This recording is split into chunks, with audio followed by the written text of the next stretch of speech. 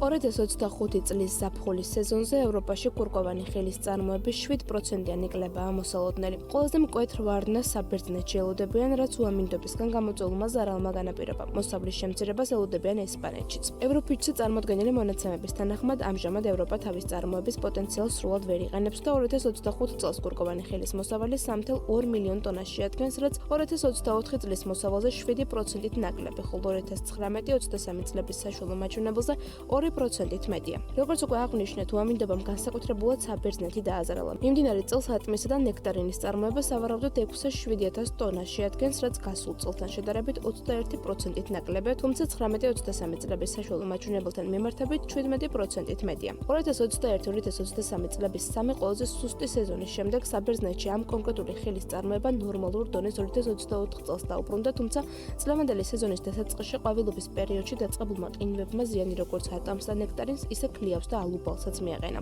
რაც შეეხება ესპანეთს, ყვავილობის პერიოდში აქ უამინდობის განსაკუთრებული შემთხვევები არ დაფიქსირებულა, თუმცა მარტის ბოლოდან დღემდე კატალონიაში, არაგონში და მურსიაში სიტყვა მოსავალი მნიშვნელოვნად დააზიანა. ამ ქვეყანაში ატმის, ბრტყელი ატმისა და ნექტარინის წარმოება სავარაუდოდ 1,400,000 ტონას შეადგენს, რაც 2024 წელთან შედარებით 5%-ით ნაკლებია, თუმცა 19-23 წლების საშუალოსთან მიმართებით 7%-ით მეტი.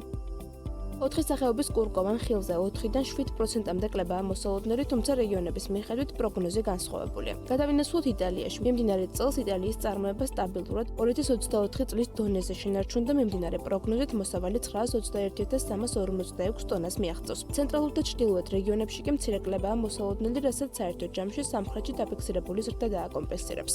რაც შეეხება საფრანგეთს, ამ კონკრეტულ შემთხვევაში ატმისა და ნექტარინის მოსავალი 236,000 ტონას მიაღწევს, რაც გასული წლის დონეს შეესაბამება და 2019-2023 წლებისას 18%-ით აღემატება. ქვეყნის მასშტაბით ამინდის სერიოზული ცვალებადობა არ დაფიქსირებულა, თუმცა ხანგრძლივი ყვავილობის პერიოდში ხშირმა წვიმებმა მცირე დეფიციტი მაინც შექმნა. ბოლო 4-5 წელია, რაც საფრანგეთში წარმოება სტაბილურდება, რაც განახლებული ბაღებისა და დაახლოებით 8%-იანი გადარგვის მაჩვენებლის დამსახურებაა. საერთო ჯამში ევროპაში შემცირებულ მოსავლიანობას თურქეთში კლების ტენდენცია დაემატა, რასაც შესაძლოა, რომ ევროკავშირის ბაზარზე კურკოვანი ხილის ფასის მცირე დაკორექტირება მოჰყვეს.